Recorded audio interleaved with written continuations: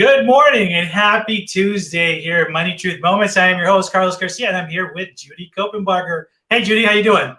Oh, I'm having the best week ever, Carlos. How are you? Hey, I'm doing great. I was looking forward to our show. I'm looking forward to sharing with folks a lot of great things today since we're talking about the intentional use of money. If you're just joining us now, folks, thank you for joining us. This is Money Truth Moments. If you're not following Judy, please do so at judycopenbarger.com. We'll talk about our website and some of the available resources that are there at your disposal as well, too. But I know that with great topics, we always try to make sure we can squeeze in as much as possible. So what do you say we get started? Let's do it. I'm ready. All right. So we've been talking previously about the intentional use of money. Talk to us about that mindset of the intentional use of money. Oh, there's definitely a mindset.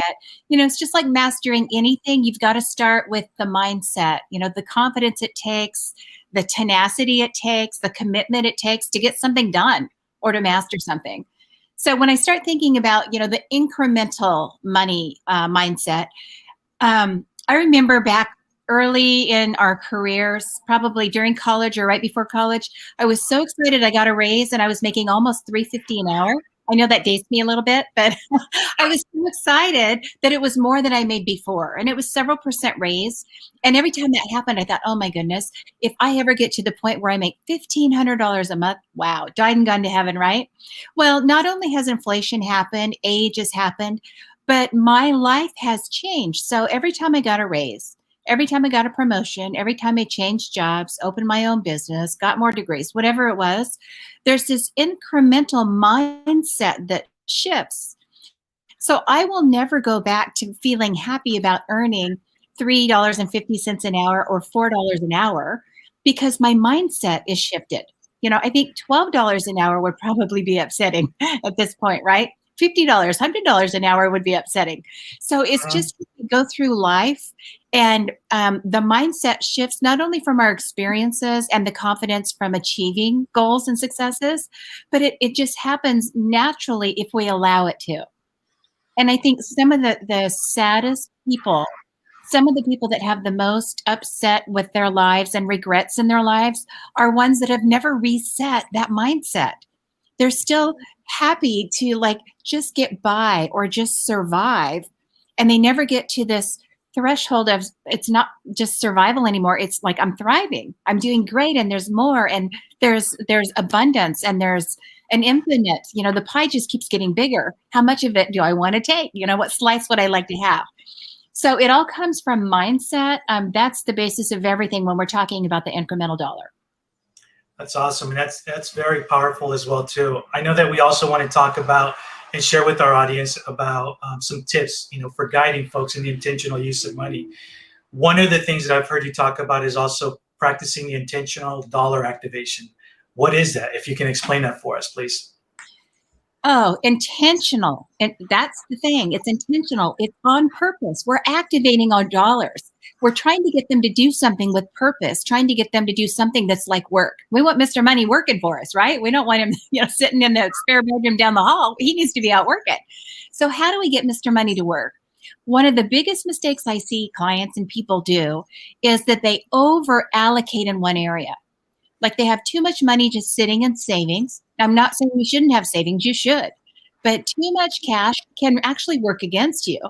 They have too much money in real estate. Something could happen and they need to have capital and it's all in real estate, right? Or they have too much money tied into their business and they're not properly allocated. So it's about having better cash flows, better allocations, and balance when it comes to that intentional dollar activation. Got it. And so also, how does that, let me do a follow-up question. So how does that tie in also? I've heard you talk about earnest dollar planning. Does that tie into that or how does that transition into it? It totally ties into that. And everything in this whole area of, money mastery, of becoming your own money whisperer, everything in this area of finance comes down to you believe you can do it. There's the mindset. You know what you need to do. That's the resources you need, the information you need. But then you've got to take action. It's not enough to just be book smart, or know what to do, or grandpa told me that, or I learned that in school. You actually have to implement. So you've got to know what to do. You've got to really have that motivation and a desire, and then you've got to take action. You got to have all three. So, folks, if you're just joining us, we are speaking with Judy Copenbarger. We're going to Money Truth Moments. If you're not following Judy, please do so at judycopenbarger.com. We're going to talk a little bit more about our website, some of the resources here in a little bit. We've been talking about how to get started with the intentional use of money. This is a continued conversation that we've had in the last few weeks. And so we just talked about mindset. So if you're just joining us, please watch the beginning of the show so you can get a little bit of that as well. And we're kind of going through some of the tips that Judy's sharing with us, like, how to practice the intentional incremental dollar, practice the intentional dollar, and earnest dollar planning is some of the things that we just covered. I also want to talk to you about, I've heard you mention personify the dollar. What is that? Oh, well, get your dollar out, put little arms on there, put little legs on there, draw a smile on him. Your dollars can be your best friends. And you think about, the best friends that you have in life over the years, they support you, they love you, they tell you the truth. They're there when you need them. Imagine that each one of your dollars is like that. Give them a personality, give them an activity, give them a purpose. Every dollar in your life should be doing something. It shouldn't just be part of a number on a bank account or a number in your IRA account. Each dollar should have something that it's doing, which comes back to that intentionality, right? What is the intention for this dollar and that one and that one? And one of the best questions people ask when they walk in the offices of, in the doors of my office is they ask, I have a dollar. What do I do with it? And that's a question that's asked in many different ways. Should I buy a new house, or should I rent an apartment, or should I maybe sell some real estate, or should I lease it out, make a rental out of it? Should I open a business, or should I capitalize it more? Should I sell my business? Should I liquidate? Should I be putting money in a 401k, or would it be better to do a deferred comp program? All these questions are the same question. Should I buy more insurance or cut the insurance I have? They're all asking, I have a dollar. What should I do with my dollar? So when you give that dollar a personality, you give that dollar a purpose. Is it for a new car that you want to save up and buy down the road? Is it for housing? Like you want to get into that first house, or maybe it's a vacation home, a second home. Maybe it's travel. Maybe this dollar right here is for retirement. It's more for my future down the road. That's going to be that money working, and earning money for me. Maybe this dollar is for adventures and romance. It's for those things in life I want to do, or if it's for family fun or family activities that I want to do. But if every dollar in your mind, back to the mindset, right? The way you think about it, if every dollar has a personality, it has an activity, it has a purpose, it has a plan, then that dollar is more likely to be viewed by you as your friend and someone who can support you, something that can help you get where you want to go down the road. That's some great points, and it's a perfect opportunity to talk about your website and some of the resources also. Folks, if you're not following Judy, I've said it before, make sure you go to her website, judycopenbarger.com. Some of these questions that come up about money, there's a wealth of resources on our website that are free. There's tons of YouTube videos on different topics that Judy's put together over the years to make sure that you guys have some of these questions answered. But I want to specifically talk about two resources on the website, if you don't mind. And one is your book, Money, Truth, and Life, which, congratulations, still continues to thrive on all the platforms as well. And also I want to have you talk about your Money Mastery program, because I think these are two key resources of what you're saying, because we all have these questions. We all, that dollar example that you just gave, I remember that, asking my dad was always about, $2, save one, do this other, right? But that was the extent of it. You only spend half, save half, and that was the extent. So I want to make sure that folks know about the resources available on your website, and specifically about your book and your program as well. Absolutely. And I love your dad for teaching you that. Some people go the opposite way. They never learn to save. They always spend everything that they have. The question is, what do you do next? Now that you've saved half of everything you've ever got coming in, when do you kind of shift gears and use that, right? And that's part of the to-do. We talked about the mindset, and then the resources, the knowledge. And that's what our website and that's what this book is all about. So Money, Truth, and Life, the book, you said it's still doing well. That's true. It's been a #1 bestseller. We're very proud of it. Great team, great content. And it's a book designed to help people understand the 5 pillars of finance. Whether it's protecting your money, whether it's growing your money, what's the difference between a 401k and a 403b? Should I be doing one or the other? What is it? What's an IRA? What's a Roth IRA? How are they different? They're very different. Different kinds of insurances, different kinds of wills and trusts, and all of the powers of attorney. There's just so much information. So what I've done with Money, Truth, and Life is I've taken all these decades of experience working with hundreds, thousands of financial clients, families, small businesses, ministries, and helping them understand concepts in a very visual, real way. So it's like, oh, I finally get it now. It's not that complicated. These words mean something, and I have a mental picture to tie it to that brings relevance to me, right? It means something to me. So Money, Truth, and Life does that for people, going through all the pillars of finance, giving you the resources and the information you need to actually do it well at your house, to manage money well at your house and navigate, avoid all the mistakes. So the reason I call it Money Truth is most of the information out there you're going to find is not the truth. It's either partial truth or it's totally deceitful, but it's designed to get you to buy a product or invest in a service or do something. Like most information out there in the financial world wants you to do something, to agree with someone so you'll buy their thing or sign up for their thing or do whatever they're wanting you to do. And there's almost this built-in conflict of interest. And even if you think of the information that you get, if you've learned about life insurance, it probably was from a life insurance agent. And guess what? The higher your premium that you pay, the more insurance they sell you, the more money they make. So it's not that they're bad people, but there's this built-in conflict and you want to know. And, we talked about this purposefulness of your dollar, the intentional use of your dollar. You want to know where your dollars go. If you're paying fees, if you're paying taxes, maybe there's taxes you don't need to be paying, but nobody's telling you that. That's one of the things that we cover in Money, Truth, and Life, the book. Now, we also have this online mastery program by the same name, Money, Truth, and Life. It covers a lot of the same content. It's got real stories, anecdotes, worksheets, templates, activities that will help you bring the relevance of this information as you're learning it to your life. So you actually put it into play. And remember that third part of this mastering something, you've got to implement. You've got to do something. It's not enough to just know it. You've got to do something that puts you in a better position and kicks the ball down the road, right, toward that touchdown. So you want to just keep making progress. As you learn things, you implement, and then you learn, and then you implement. And if you do that without making mistakes, the penalty, you got to go back, and now you've got more room to make up. You know what that's like. So most of us have had those financial penalties that have happened where it's like, oops, won't do that again. And then we do it. And then, oops, we won't do that again. And then we do it. So, and then we're spinning, making the same mistakes, and we're not getting the right information to get us out of that kind of pit, that spin. So that's what Money, Truth, and Life online mastery program does.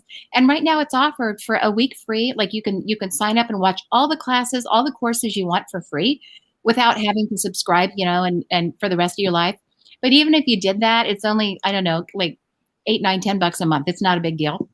But you can watch for 7 days all of the classes that you want for free and learn about any of the concepts that you want in your financial world. And folks, if you have a chance, like I said, make sure you do check out the website, judycopenbarger.com. Take advantage of some of these resources, folks that are actually signing up or even taking advantage of the free online mastery program for these days. Let us know. Give us some feedback. We'd love to hear that. I know it's life-changing, both the book and the program as well. So it's definitely something that I want to come back to a little bit later in the show. But for now, folks, make sure that you're writing down the website and you're connecting with her on social media as well too. So let me talk to you about, as we continue to talk about the intentional use of money, talk to us about the potential versus actualized when it comes to money. Yeah. So the potential is really limited only by your mindset. How much could I earn? Could I earn 100 an hour, 1,000 an hour, 5,000 an hour? What really could I earn? It sounds like big numbers to some of you listening. It's really not. Somebody's doing that. Why not you? So you have the potential that could happen, if you unlock that potential, if you unlimit yourself with what's possible, the promotion you could get, the title you could have, the job that you could create. If you get to the top, to that ceiling, of what you can do in a workplace, make your own workplace. And why not? Right? So, and I know not everybody's entrepreneurial, but for those of you who are and you're limiting yourself, consider there's another way. There's a way to not limit yourself and open up and unlock all that potential. So potential versus actualized. One of the things that I need to talk about here is risk. So if you have a dollar and the dollar has potential to earn something and it's not, and that's an example you mentioned, save a dollar, spend a dollar, if you earn two, that's kind of the, what you grew up with. But what happens when that dollar that is saved it has become all of your wealth? Now it's all cash. What do you do now? How do you allocate it now? Is it actualized? And we talked about personifying your dollar. Actualizing is the same. It's like you're turning it on. You're unlocking the potential of that dollar to do something, to get to work, get on its little boots and its little work belt and go to work. And you don't want to keep your money from working. And sometimes, people will agree with that, but they're like, but where do I start? How do I do that? And then that's where you go to Money, Truth, and Life, learn how to do that, or go to our YouTube videos. There's videos on all of these questions that you have about everything financial, from how interest works to different types of trust to all the different kinds of insurances and mutual funds and how the stock market works. What's a bull, what's a bear, and why should we care? Hey, there's a poem. I just made a poem. But there's all these things. So when you think about saving a dollar of two, one of the things we need to talk about is this risk. There's not only market risk, like I don't want to put in stock because the market might go down. That's market risk. There's also opportunity risks. There are many kinds of risks that people don't think about. If the dollar is sitting in the bank and could be working, you are taking risk. You're actually losing ground to inflation right now with interest rates. And most of the time it's that way. So you want to make sure that all risks are being addressed. And then if you make a mistake, you want to make sure that you're able to reboot, recalibrate, forgive yourself, and then get active again, get back in the game and move forward. And when you know better, you do better. And you kind of dust yourself off and say, okay, well, I learned this time. When I see that circumstance again, I'm going to make sure I make a different choice. And then you move forward with integrity, with intention, to make sure that all those dollars are actualized and not just potential pie in the sky. Excellent. Let me go back also, because we've been talking about the mindset for the intentional use of money. So you mentioned also that the truth about money, right? And actually the guidance when it comes to that.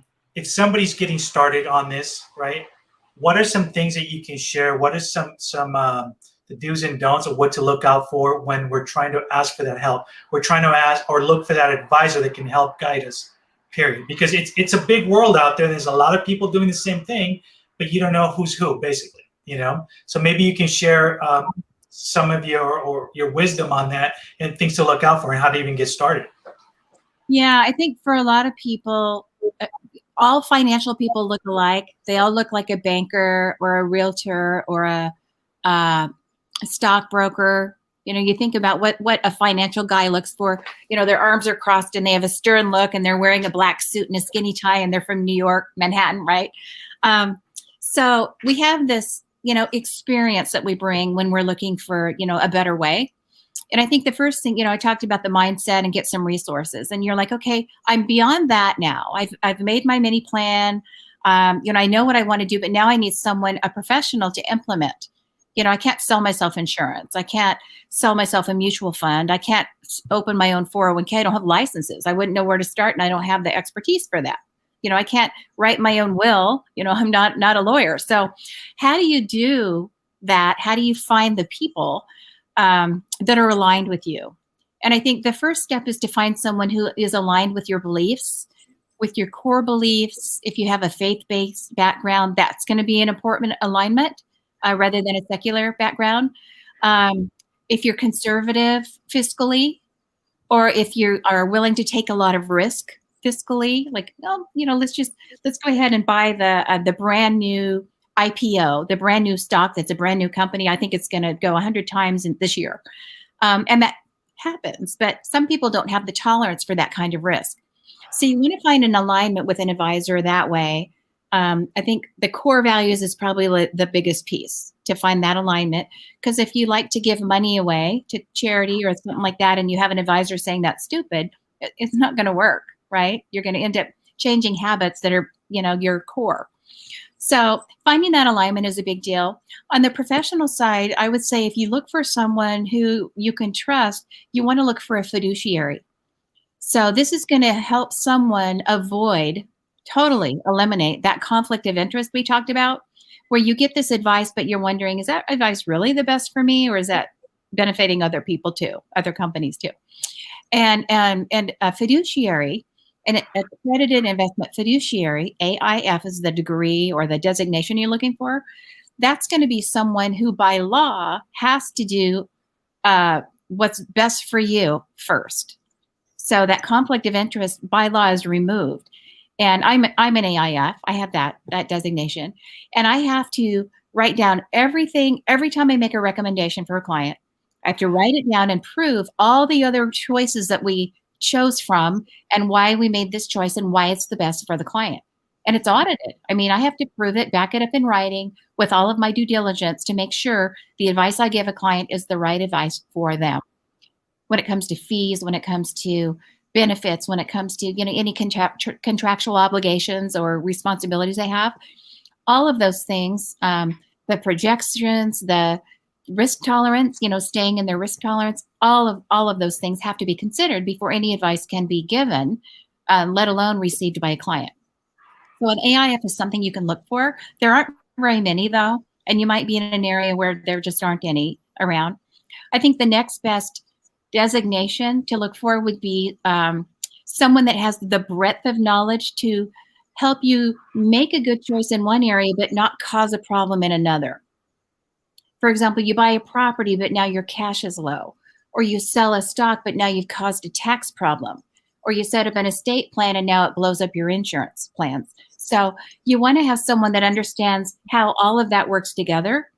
And I think the best designation to look for there would be a CFP, and that's a certified financial planner. And there are many, there are thousands in the United States.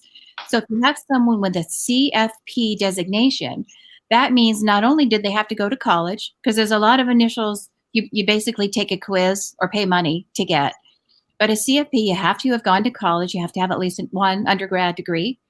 And then beyond that, there's a couple years of training, a series of exams, a lot of schooling, many courses of schooling to become a CFP. Now, it doesn't mean that they can just go to school and, pass tests and they're smart that way, but they have to also be able to integrate that information together, pull it together and do a plan. So if you have a CFP in your life that's advising you or giving you counsel, at least you're getting some comprehensive perspective for the planning that you're implementing. So CFP, I think, is great. As I mentioned, AIF. There are other designations that might be helpful. I think when you're looking at taxes, an enrolled agent for most people is not going to be enough. They don't have enough background to give you what you need to pull everything out that you need when it comes to your tax preparation and tax planning. So you want to get a certified public accountant, a CPA. And the CPA has all the book learning and they've taken all these tests. It's a pretty robust training that CPAs go through. So they know their taxes. They also have to, by law, stay up on the law. And that's very important because tax law is very convoluted, very complex, changes every Tuesday. And right now we have laws coming down. Nobody even knows how they're going to be interpreted yet. It happens. And so the CPAs are probably in the best position to help you make smart tax choices moving forward. With that being said, most CPAs are always looking backwards. They're looking at the past to write down what happened. Some people call them bean counters. I don't think that's respectful, but their job is to look at what happened and make an accounting, a proper accounting of what happened as the money flowed in different places and keep track of that. If you find a good CPA that works as a planner, they're forward thinking. They're thinking, what can we do to set you up tax-wise now that will help you in the next year and the next year and 5 years from now? Most CPAs don't think that way. They think they're wired to think backwards, not forward. Now, if you find a good one, particularly if you're a business owner, you have a corporation, or you're doing things with real estate or other investments, having this planning perspective of a CPA is going to be so valuable for you. It's not about trying to make your tax really low just this year, so you're happy and you hire them again next year. Mhm. It's about putting planning in place so every year you end up with a bottom line that will impact your future and help your planning overall. So that was a lot of information about who to look for, but those are some designations that will put you on a good footing, a good path to start in your search.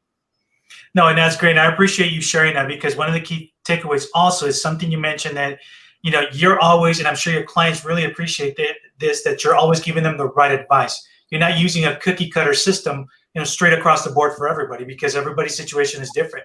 And I think that's the key takeaway, that we need to find folks like you to be able to implement that. It's not just this, it's a custom system for your needs, not straight across, what everybody else is doing, or and so forth. So I appreciate you sharing that, because that goes a long way in making sure that folks get a little bit more comfortable if they're gun shy to, step in and start doing the right thing moving forward. So I know we're getting towards the end of our show, and you know what that means, right?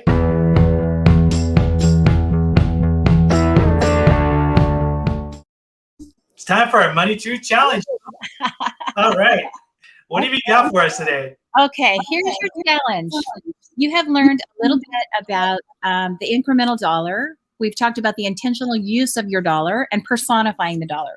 So here's your challenge for this week with what you have learned today.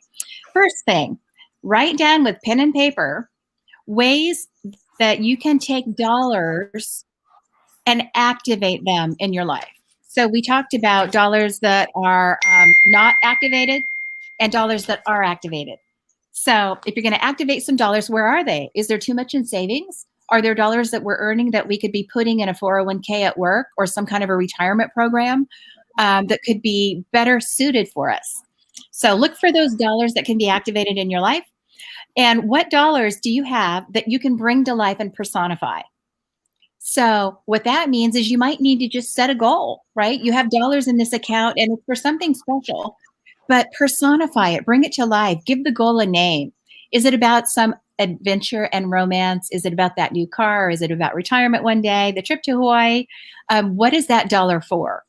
And that will start to it's kind of like when you know you're going to have a great meal or some great dessert and you start salivating like you're getting ready. This personification of the dollar helps you get ready to have that happen in your life. And then the last thing that I want you to write down, pen and paper, is what dollars do I have that I need to get working? What money is sitting on the sidelines, not earning enough, not allocated properly, maybe overweighted in a certain area, that I need to just move over, maybe into another column to get it working. So here you go. What dollar can be activated in your life? What dollars can I bring to life by personifying them?